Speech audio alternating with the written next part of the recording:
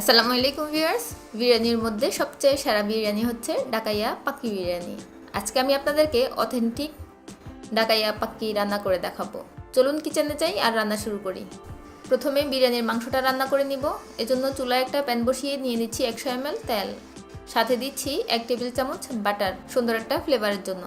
এখানে নিয়েছি 2টা শুকনো মরিচ, একটা বড় কালো এলাচ, 6টা নিয়েছি সবুজ এলাচ, 2 টুকরো দারুচিনি নিয়েছি, লবঙ্গ নিয়েছি 4টা, স্টার এনিচ নিয়েছি অর্ধেক, 2 গ্রাম নিয়েছি জিরা আর 2 গ্রাম নিয়েছি শাহি জিরা। এখন এই সব গরম মশলাগুলো আমি গরম তেলে দিয়ে দিব। চুলার হিটটা লোতে রেখে আমি এই গরম মশলাগুলো তেলের মধ্যে 30 থেকে 40 সেকেন্ড নেড়েচেড়ে ভেজে নিব। এতে করে গরম মশলা থেকে সুন্দর একটা ফ্লেভার বের হবে। এখন দিচ্ছি 10টার মতো সাদা গোলমরিচ আর 10টা কালো গোলমরিচ। গোলমরিচগুলো গরম তেলের মধ্যে একটু নেড়েচেড়ে ভেজে নিয়ে দিয়ে দিচ্ছি 100 গ্রাম স্লাইস করা পেঁয়াজ। পেঁয়াজগুলো নেড়েচেড়ে গোল্ডেন ব্রাউন কালার হওয়া পর্যন্ত ভেজে নিব। এই পর্যায়ে চুলার হিটটা একটু বাড়িয়ে দিয়েছি।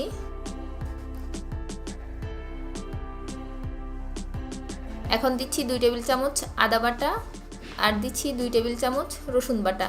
মাংস রান্নার জন্য দিয়ে দিচ্ছি স্বাদমতো লবণ।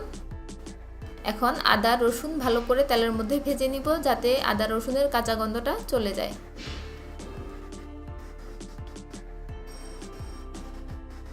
এখন দিচ্ছি 1 টেবিল চামচ লাল মরিচের গুঁড়ো, 5 গ্রাম দিয়ে দিলাম গরম মশলার গুঁড়ো আর 5 গ্রাম দিয়ে দিলাম হলুদের গুঁড়ো।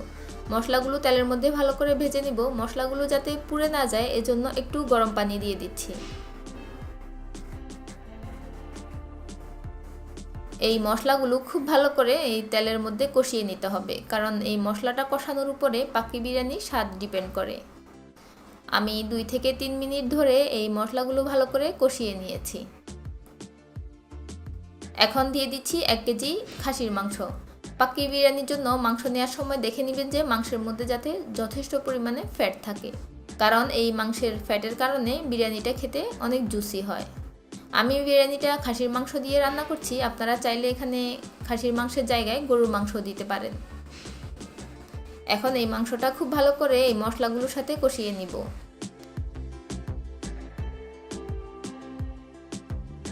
আমি প্রায় 5 মিনিট ধরে এই মাংসটা মশলার সাথে কষিয়ে নিয়েছি। এখন দিচ্ছি 2 টেবিল চামচ টমেটো সস আর দিচ্ছি 2 টেবিল চামচ চিলি সস। টমেটো সস আর চিলি সসটা ঠিক এই পর্যায়ে দিতে হবে, এর আগে দেয়া যাবে না। এই সসগুলোর কারণে পাক্কি বিরিয়ানির মধ্যে সুন্দর একটা কালার আসবে। সসগুলো খুব ভালোভাবে মাংসের সাথে মিশিয়ে নিয়েছি। মাংস থেকে যে পানি বের হবে তাতেই মাংসটা ভালোমতো কষানো হয়ে যাবে। ঢাকনা দিয়ে মাংসটা ভালোমতো কষিয়ে নিব। প্রায় 5 মিনিট পর ঢাকনাটা উঠিয়ে নিয়েছি। মাংস থেকে যে পানিটা বের হয়েছে তা প্রায় শুকিয়ে এসেছে। এখন মাংসের মধ্যে 500 ml গরম পানি দিয়ে দিলাম। চুলার আগুনটা মিডিয়ামে রেখে প্যানের ঢাকনা লাগিয়ে এই মাংসটা খুব ভালো মতো সিদ্ধ করে নিব। পাক্কি বিরিয়ানি রান্না করব আমি বাসমতি চাল দিয়ে। এখানে আমি নিয়েছি 750 গ্রাম বাসমতি চাল। চালগুলো আমি ভালো করে ধুয়ে আধা ঘন্টার জন্য পানিতে ভিজিয়ে রাখবো।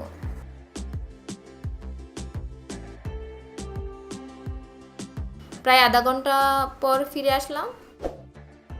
মাংসগুলো প্রায় 80% হয়ে গেছে। এখন 400 গ্রাম কিউব কাট করে রাখা আলু দিয়ে দিচ্ছি।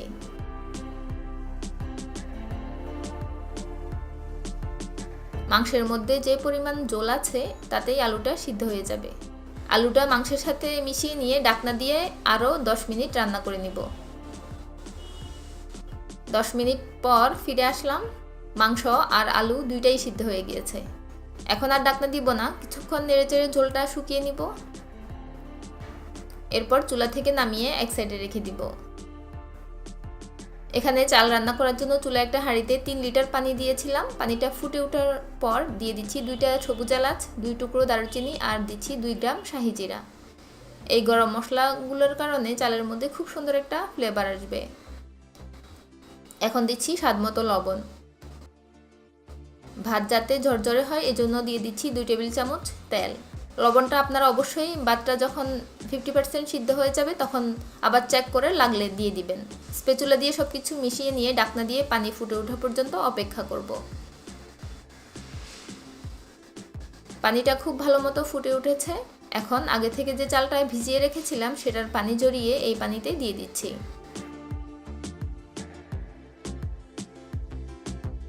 চাল দেওয়ার পর একটা স্প্যাচুলা দিয়ে একবার নেড়ে দিচ্ছি।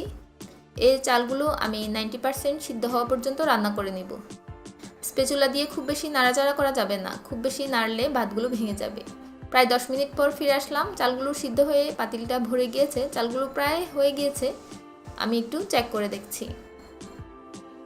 ভাতগুলো প্রায় 90% সিদ্ধ হয়ে গিয়েছে। এর থেকে বেশি আর সিদ্ধ করব না, কারণ দমে দেওয়ার পর বাকিটা হয়ে যাবে। ভাতগুলো উঠিয়ে আমি এখন একটা স্ট্রেনারে রেখে দিচ্ছি পানিটা ঝরার জন্য। ফাইনালি সব কিছু রেডি। এখন আমি এই হাঁড়িতে সব কিছু লেয়ারে লেয়ারে দিয়ে দমে দিব। প্রথমে কিছুটা বাটার নিয়েছি, পুরো হাঁড়ির নিচে বাটারটা স্প্রেড করে দিব।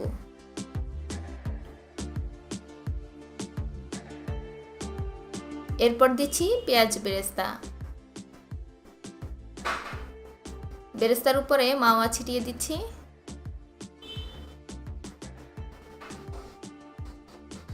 এখন প্রথম লেয়ারে রাইস দিয়ে দিব।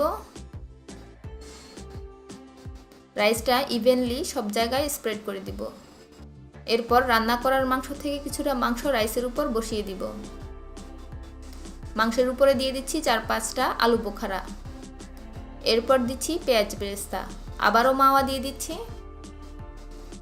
এবার আরেক লেয়ার রাইস দিয়ে দিব। সেই একই প্রসেসে আবার মাংসের আরেকটা লেয়ার বসিয়ে দিব। আবারও মাওয়া, আলু বোখারা আর পেঁয়াজ বেরেস্তা দিয়ে দিব।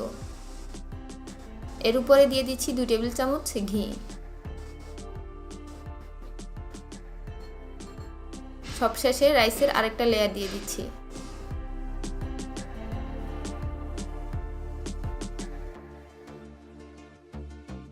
রাইসের উপরে দিচ্ছি 3টা আলু বোখারা, দিয়ে দিচ্ছি পেঁয়াজ বেরেস্তা।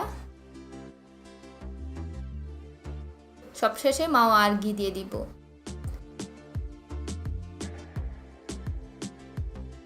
দেখতে সুন্দর লাগার জন্য 1 টেবিল চামচ দুধের মধ্যে 1 ফোঁটা ইয়েলো কালার আর 4-5 ফোঁটা কেওড়া জল মিক্সড করে উপরে ছিটিয়ে দিচ্ছি। এখন হাঁড়ির ঢাকনাটা খুব ভালো মতো লাগিয়ে দিব। ঢাকনার উপরে যে একটা ছিদ্র আছে এটাও একটা কাগজ দিয়ে বন্ধ করে দিব। এখন চুলার উপরে একটা গরম তাওয়া বসিয়ে চুলার হিটটা একেবারে লোতে করে দিয়ে আমি এই হাঁড়িটা বসিয়ে দিব। এটা আমি আধা ঘন্টা দমে রাখবো। আধা ঘন্টা পর ফিরে আসলাম। হাঁড়িটা চুলা থেকে নামিয়ে নিয়ে এসেছি। ঢাকনা খোলার সাথে সাথে অসম্ভব সুন্দর একটা ফ্লেভার বের হচ্ছে। রাইসটাও খুব ভালো মতো কুক হয়ে গিয়েছে। আমি এখন বিরিয়ানিটা সার্ভ করে নিব। আপনারা যারা এখনও এই পাক্কি বিরিয়ানিটা ট্রাই করেননি, অবশ্যই রেসিপি ফলো করে ট্রাই করে দেখবেন। আমি অথেন্টিক একেবারে প্রফেশনাল একটা রেসিপি আপনাদের সাথে শেয়ার করেছি। আমি আশা করছি আপনাদের খুব ভালো লাগবে। আজ বিদায় নিচ্ছি, দেখা হবে অন্য কোনো ভিডিওতে। আল্লাহ হাফেজ।